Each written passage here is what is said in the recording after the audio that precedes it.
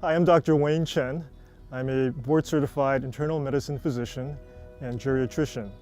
I completed my training at LA County, USC, and I was on staff as faculty for almost 7 years at USC, where I was the director of the USC Physician Home Visit Program. After leaving USC, I joined AIDS Healthcare Foundation as the medical director for managed care. And since then, I've been dedicating my professional focus on population management of a senior and disabled population. So when a patient is looking for a physician, there are several factors to consider. Number one, of course, is the training of that physician and whether that training meets the needs for that patient. And when I talk about training, it's good to look at their professional designation. Are they internal medicine, for example, or family practice with regards to looking for a primary care physician. Either one is fine, but you would like to have a physician that I think has had a wide range of experiences, and in particularly experiences with taking care of the elderly population, in my opinion. I feel, for example, as a geriatrician, we look at the total care of the patient, not just focusing on specific organ systems, but looking at the overall quality of life and really looking at the root cause of problems and trying to address those root causes, such as behavioral issues or lifestyle issues, rather than just adding on medication to a particular problem. In addition, access to your primary care physician is extremely important. When a symptom develops, you don't want to wait too long, because if you do, complications can potentially develop.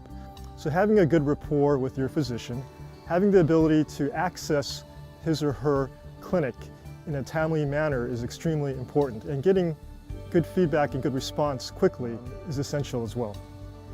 So a concierge program brings in a lot of essential factors for care.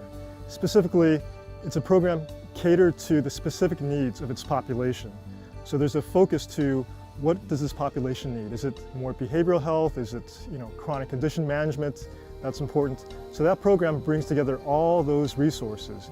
And those resources in particular are, for example, having a qualified network of specialists that can respond quickly to your particular needs, but also coordinate care with your primary care physician. So that's one of the essential factors of a concierge program. The other is access. Access so that when you do have a problem, you can schedule appointments as quickly as possible, but also having enough time with your physician to have that face-to-face engagement so he can really understand the root cause of your problem and not just take a superficial history and assessment, but really to delve deeply into what is the source of your symptoms, for example, and then finding the right intervention. My name is Deborah McCurdy. I'm a pediatrician first and foremost and a pediatric rheumatologist at both UCLA and Harbor UCLA.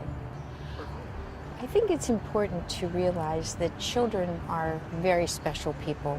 They're not small adults. They're going through dynamic changes, of course, not only in their growth and development, but in every organ of their body. And as such, they do need very special care, usually by people who have trained to understand these changes that are going on during growth and development. Pediatricians do spend an extra period of training, usually 3 years, sometimes 4 years, so that they can understand children and know how to best approach their medical needs. And I think as we've had more and more pediatricians, we are catching more preventable illnesses with children and also preventing other types of medical illnesses that could affect their growth and development in the future. It's really important when a child is born to find a pediatrician that is a good fit for the family and, of course, for the child.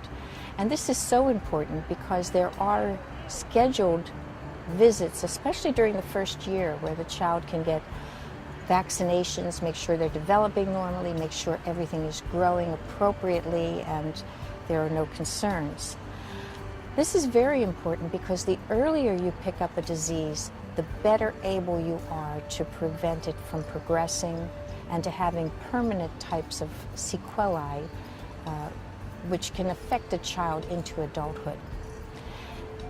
For this reason, pediatricians actually do all meet several times a year, have conferences to best decide the visit schedule and exactly what testing needs to be done to assure that every child has the very best future possible.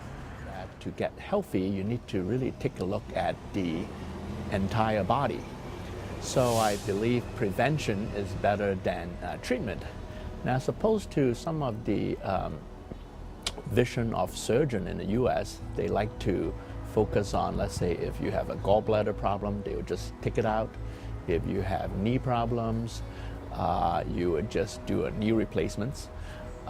My specialty allowed me to focus on the entire body, so not just at one particular part.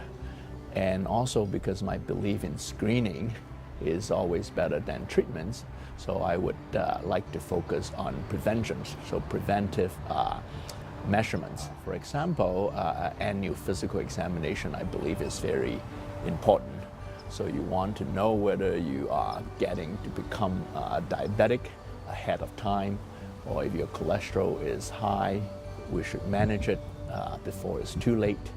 Same as the blood pressures and a lot of habits, smokings and alcoholism and so forth. So we focus on the entire body systems. Hi, very nice to meet you all. I'm Dr. Marian Ho. I'm an internist, and my training is, of course, in internal medicine. Clinical expertise and clinical experience has been really very much focused on taking care of adult women and what we call women's health. In the past, women's health is really just very limited to just what we call reproductive health. Seeing your gynecologist or your OB when you become pregnant and when you're about to have give birth, maybe regarding some menstrual problem. But now, as we know that there are a whole range of women's health issues that not being addressed, and this is been my clinical experience, and so I'm very glad to get a chance to talk to you about this. Good afternoon, ladies and gentlemen. My name is Dr. Alan Bernstein. I'm a podiatric physician and surgeon, a specialist of the foot and the ankle. It has been said that the foot is a mirror to the entire body because every system manifests itself in the foot, whether that be musculoskeletal, whether it be circulatory, or whether it be nervous. In particular, diabetes manifests itself on a regular basis in the foot, either by diminished circulation, or sensation, or the presentation and manufacturing of an ulcer on the bottom of the foot. It is imperative that early recognition and prevention be utilized to prevent long-term complications from foot and ankle disease. The podiatric physician and surgeon is uniquely qualified as a specialist to diagnose maladies of the lower extremity or systemic disease that manifests itself in the lower extremity. The education, training, and experience deals specifically with those presentations in the lower extremity, particularly the foot and the ankle. Thereby utilizing the special expertise of a foot and ankle specialist, a podiatric physician and surgeon can prevent a litany of complications which would affect your ability to even stand or walk. Seeing a podiatric physician and surgeon, particularly if you're diagnosed with diabetes, is of the utmost importance to prevent loss of limb or debilitating disease which would impair your ability to be mobile. Life is motion and motion is life. The podiatric physician and surgeon is a specialist that you need to see to maintain your mobility. So one of the benefits of this concierge program is that when you have a problem, you can pick up a phone, call our healthcare professional where they could do an accurate intake and assess what your problem is and determine whether or not you need a face-to-face visit or to do a triage over the phone. And depending upon your condition or your problem, refer you to the appropriate specialist. And the benefit of this concierge program is that we have protocols and qualified staff members who can really break down your issues and then link you to the appropriate professional. But not only is it the referral that's important, but also the follow-up to make sure that you have all the necessary paperwork, for example, any recent labs, and have that information delivered to the specialist so by the time you do see the specialist, all that information is teed up for him so he can have a very focused and valued visit with you. Well, of course, no one knows a child better than his parent, his or her parent. And as a result, we rely very, very much on what the parents tell us. They're our very best source of information about how the child's doing. Most parents, I think, have a very good sense of how their child's doing, but there are certain concerns that should concern every parent. And of course, if you have other children, it's always easy because you sort of have a roadmap to follow. But for the first-time parent, it can be a little difficult. You certainly would expect your child to meet certain milestones. For example, during the first year, the child will start to sit up. The child will start to oftentimes crawl and walk and progress, saying maybe several words, and then go on by several years, usually 2 to 3, to be able to say sentences. And it's very important for the parent to monitor these things, and if there's anything, if their child isn't gaining weight normally, if their child isn't making the progress that other children seem to be making, they need to alert the pediatrician to those types of things. Now, of course, this is in addition to other things they notice: fevers, rashes, illnesses that happen too frequently, fevers that come more than just a couple times a year. These are the things pediatricians need to know to make sure the child's developmental system is normal, all of his organs are normal, and that the immune system is normal. I'm a pediatric rheumatologist, and so I work with children who have inflammation primarily, and inflammation can take on many forms, including arthritis, including something called lupus, which is a profound inflammatory disease, and other diseases of the muscles and joints. People don't think children get arthritis, but they do, and just like an adult, they may have some of the same symptoms. Wake up in the morning, feel very stiff, very difficult time walking, have swelling of their joints, pain of their joints. So, of course, this is something that would prompt the pediatrician to send the child to a rheumatologist. Of course, I'm very passionate about this. One of the best things I think about working in rheumatology, well, of course, the best is getting to know the children. That's absolutely the most wonderful. We have wonderful children that we get to know throughout much of their childhood and get to know their families as well. But the other thing is there's really been a lot of progress made in the field. When I started, we only had a few medications to treat children, and we saw a lot of children who ended up with permanent changes in their joints, sometimes ended up in wheelchairs. We rarely see that now. When I go to camp, and we have a special camp for children called Camp Esperanza, when I go to camp now, we can't keep up with the kids. They're running all over the place.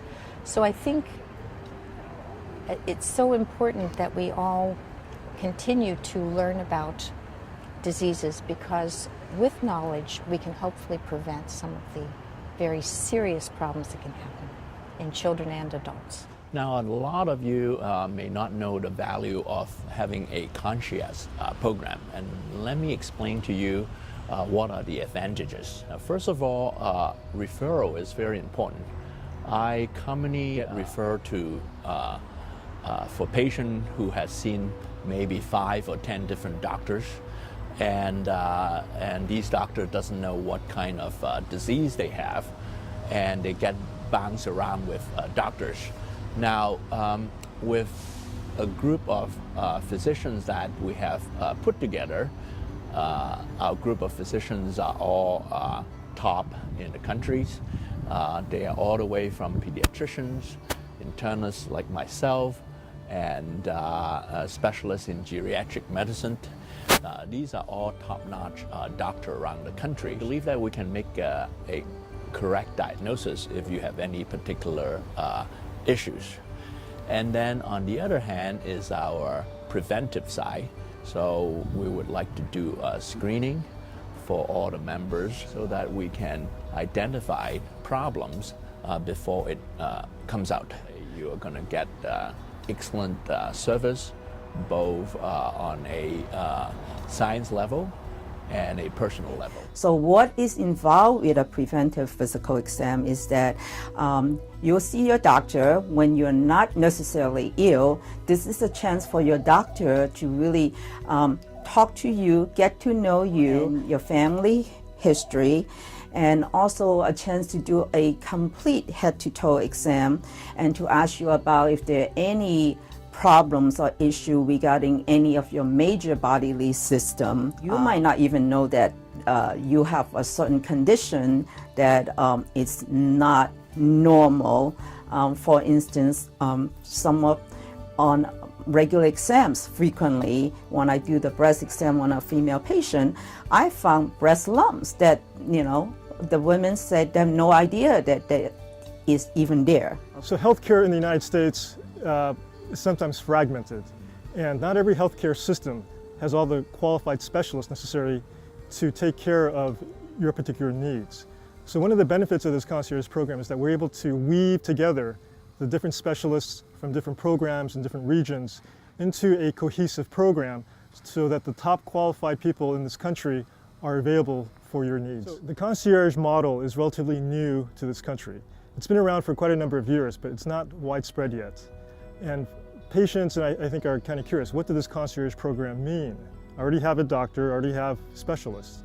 Why do I need this concierge program? I think this program is beneficial for those who have difficulty interfacing with the healthcare system. And that could be as simple as not knowing who to call, when to call, but also sometimes not feeling confident that if I do make the call, my concerns will be addressed. And how many of us have called our healthcare centers and not gotten the response that we thought was appropriate, and then kind of accepted it and then maybe let the problem linger and fester a little bit? With the concierge program, we really address all the barriers to care, meaning that we try to facilitate communication, make sure that the appropriate information is gathered and transmitted to the right people, and also help you navigate the healthcare system, which can be extremely confusing, just in terms of just physically getting to the right place, but also getting the necessary information to the specialists. All those things come into play, and it's not just seeing the doctor, but it's also the work leading up to the face-to-face visit, but also the follow-up as well. Because as you know, when you see a specialist, he'll make recommendations that will be given back to your primary care physician. And that bridge sometimes is not always seamless. The notes may not necessarily get to the primary care physician. He or she may not necessarily read it and follow up in an appropriate manner of time. And so there could be delays in care. And so the concierge program really bridges all those gaps and kind of helps you navigate and helps communication between the various parts in the healthcare system. So really that you will get the best outcome as quickly as possible. For a younger woman who's in her reproductive age, and if she is ready to have a family, I would definitely recommend her to have a what we call pre-pregnancy visit, okay? And we call it pre-conception counseling. The beginning, the first a few weeks of the conception, the major organ systems are already forming, like for instance, like the brain, so that if she has certain medical condition that's not under good control, and she's taking even over-the-counter medication or herbal medication or herbal supplement, that can potentially affect the development of the fetus. So it's very important that for me to get a chance to talk to her and get her into the best health condition before she becomes pregnant. And then there are women who come to me during the changes of their menstrual period or changes in life when they start having irregular menstrual cycle. And then they wonder whether they're going through menopause or not. So for all age group, I always emphasize whether they've gotten the proper vaccination. For instance, you hear a lot about measles in the news now. So a lot of my patients worry that they might not have protection, whether they need a vaccination or not. So this is something that is we do on a regular basis. Going into the older women, I guess Medicare defined it as age greater than 60. And so really for my older women, a lot of it is really finding out more about, are they at risk for heart attack and stroke. And we don't typically think of women having chest pain or women having heart attack because this is more of like a man's disease. But that's totally the wrong attitude, because as much women are afraid of having cervical cancer and coming down with breast cancer, Heart disease is really the #1 killer of women, especially older women. And when women do have a heart attack, they are serious heart attack. They're more fatal heart attack. A podiatric physician and surgeon is uniquely qualified to delineate a specific program for you to prevent complications in the lower extremity. My expertise and the area that I've been involved with for the last 10 years is called disease management, particularly disease management in the diabetic or arthritic realm, which manifest themselves at a very early stage in the lower extremities. It takes a specialist that is aware of these difficulties to identify and then create a program to prevent any further complication. My practice is involved specifically with the diagnosis and treatment and prevention of those disease entities. The best way to prevent disease is to recognize it early and then to create a program that would prevent those complications. I have done this repeatedly within the realm of diabetes as well as industrial trauma, creating programs to identify early when all the options for treatment are still available rather than the most sophisticated. We use the most sophisticated techniques to diagnose and treat those problems and then allow for prevention of any further complication. The time to be seen by a podiatric physician and surgeon is when either you or your children have any type of foot pain. Foot pain is absolutely abnormal. No one should have a painful foot. There is always a cause and effect, and that needs to be detected by a specialist who can then render a program to prevent any further complication. It's important for us to screen out what are the cardiovascular or risk factors, maybe risk factors for having heart attack and stroke. Okay, of course, age being one, the menopause status being another one. Postmenopausal women have beginning rapidly increase the risk having heart attack and stroke, and because the lack of estrogen protection. Okay, we need to screen to see if the blood pressure has been high. We need to know if they have undiagnosed diabetes. Diabetes is actually a double whammy in women, much worse than men having diabetes, in that sense that it takes out all the diabetes in women before menopause, really takes away the protection of having estrogen protection for the heart, and also diabetes itself is cardiovascular risk factor, so they're having that double risk factor there. Many women have none of that screening, so they may be at very high risk of having heart attack and stroke, not knowing about it, especially some of the symptoms of heart attack in women could be very vague, could be very different from men, as we know now. Typical heart attack symptoms in men could be having crushing chest pressure in the center of the chest, and they're usually brought on by what we call physical exertion, like running up a flight of stairs and pulling heavy load that they don't normally pull. But in women, they don't typically have those kind of typical symptoms. It could be as vague as they're just feeling more tired. They're just feeling a little bit more dizzy. And overall, they just don't feel right. And even if they have some chest discomfort, the nature of the chest discomfort could be different for men. Instead of having this so-called crushing chest pressure, they might just feel like having a little bit of indigestion, or maybe something just kind of little burning and icky. It doesn't normally come on after exertion, and they could be sitting around watching TV and having that kind of problem. So if a physician who's not aware of those differences may just write her off and say, that's just probably either, you ate something bad, nothing's the matter, and we'll just kind of watch and wait, So we need to really be more vigilant of and knowing about women's cardiovascular risk factor, and also recognizing those vague symptoms and intervene early Another area that is really dear to my heart is that bone health. Okay. What is osteoporosis?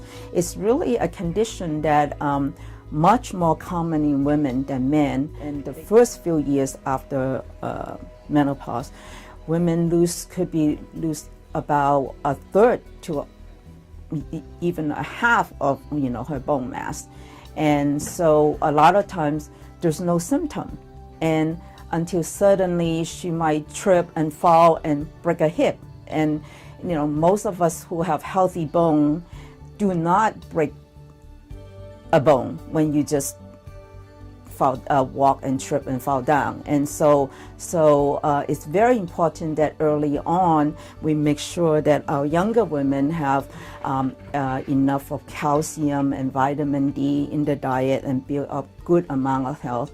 And later on, recognizing what are some of the risk factors that really cause losing bone fast and suffering from osteoporosis. And it is most of the time is what we call a silent condition. So if we're not aware of that, and we could do screening tests called DXA, a bone density, we could easily identify those women who's at risk, and we can intervene early before they accidentally fall down and break a hip and become, wheelchair bound for life. So thank you very much for giving me this chance to talk to you about women's health and my passion taking care of women patients. And I'm really looking forward to meeting you all and to have a chance to talk to you.